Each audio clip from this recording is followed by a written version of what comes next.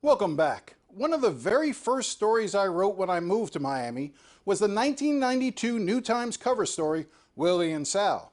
Now, if you snorted a line of cocaine on the east coast of the U.S. in the late 80s, chances are pretty good it was Willie and Sal who smuggled it in. After their arrest, I spent the next 10 years covering Los Muchachos, or the boys as they were known. Those stories piqued the interest of a young would-be filmmaker, Billy Corben. This Wednesday, Netflix premieres a 6-part documentary series on Willie and Sal called The Kings of Miami. The offshore powerboat champions indicted for trafficking more than 75 tons of cocaine, the largest drug case in history. Let the games begin, and they did. They enjoyed living on the edge, being like cat and mouse. See if you can find me. They would get arrested, just change your ID, get new driver's licenses. That's Miami. I spoke to Corben about a project he describes as a labor of love. What was it about the Willie and Sal story that intrigued you, and how long have you worked on this project?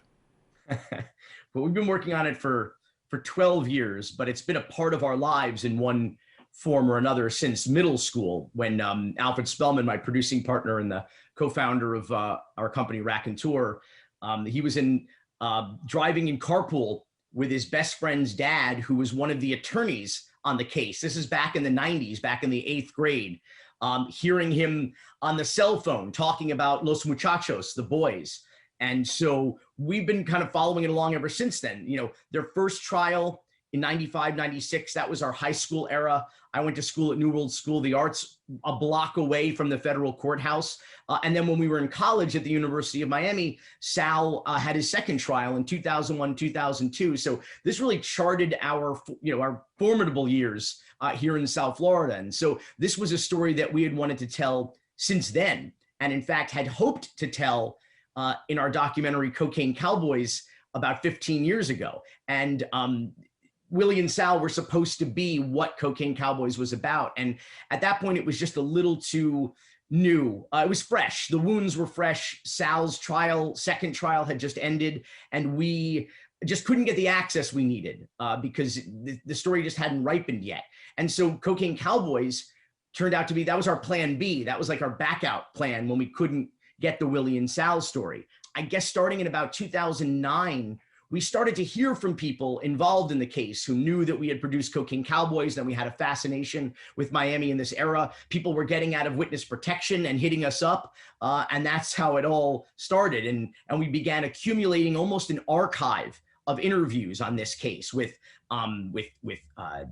defendants and criminal defense attorneys and assistant U.S. attorneys, FBI agents, et cetera. And we accumulated so much footage, in fact, and we realized it was too much to make a one-off feature documentary. But what I guess I'm really trying to get at is, what was it about their story that really intrigued you? I mean, Miami back in the 80s and 90s, lots of people got arrested and went to prison for cocaine. What was it about Willie and Sal that made them unique characters to you? Well, first and foremost, this was like a Cuban crime family story. There's a lot of Godfather-esque kind of elements to it. The characters are extremely likable, you know, and you watch the original Cocaine Cowboys, there's some dangerous people there. And so these guys were just local folk heroes, celebrities in the offshore powerboat racing community, where they were world champions, certainly. World champions like 3 or 4 times over, but also just locally. Their tentacles and their ability to reach out into the community. I think you might actually say it in your interview in The Kings of Miami, that there's the 6 degrees of Kevin Bacon, but in Miami, you were only 1 or 2 degrees from Willie and Sal. And so people with that kind of influence in the community, who touch sort of every sector, public sector, private sector, businesses, families, people would go to them needing rent money, needing tuition money for their kids' school. And they were extremely generous, almost like Robin Hoods, someone describes them as. And so it was intriguing to me, this idea that these kids came over here from Cuba with nothing. In Sal's case, during Pedro Pan, without his parents, stayed here with, as single digits, 5, 6, 7 years old, staying with distant family members in this country and trying to navigate this new world and figure out what is this mythological American dream I've heard about, here where the streets are paved with gold, but that wasn't the case. They lost everything in Cuba. His family was effectively struggling. They had a great business with a kosher Cuban bakery, but he didn't want to struggle like that. He wanted the opportunity that America promised, and he found it in Miami in that era, which a lot of young people did.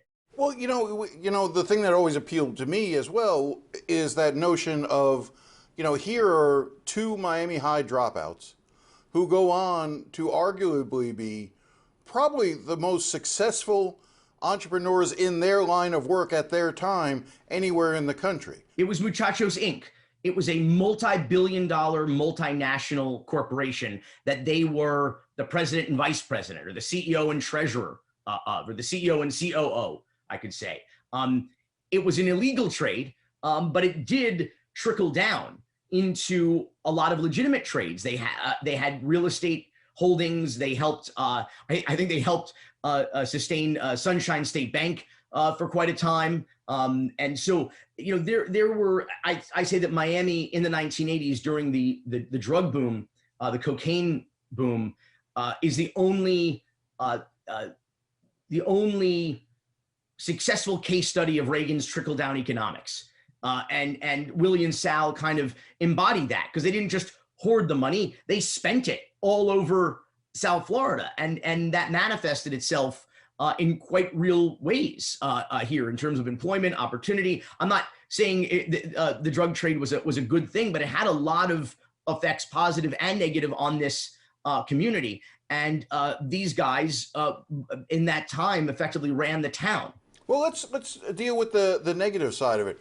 The response to those who say that what you've done is glorify two criminals that the government claims, may have been involved in having witnesses killed and other people's lives destroyed. Not to mention just the lives that were destroyed by the drugs and the product that they brought into the country. So how do you address the idea that these are not mythic characters or folklore type heroes, but really villains and shouldn't be glorified? Well, the first thing I would say, just to set the record straight, is that Willie was never accused of or charged with having anything to do with the witness tampering or the homicides. Sal was in fact acquitted by a jury for his involvement in those homicides. But I will say that their lifestyle for a time in Miami did have some glamour to it. Miami in the 80s is a sort of, a time that people look back on with great nostalgia, the bad old good old days. But the reality is that, spoiler alert, everybody in these stories ends up dead or in prison. So it's not very glorious. And it's not there's no message that crime pays here. In fact, quite the contrary. We'll be right back.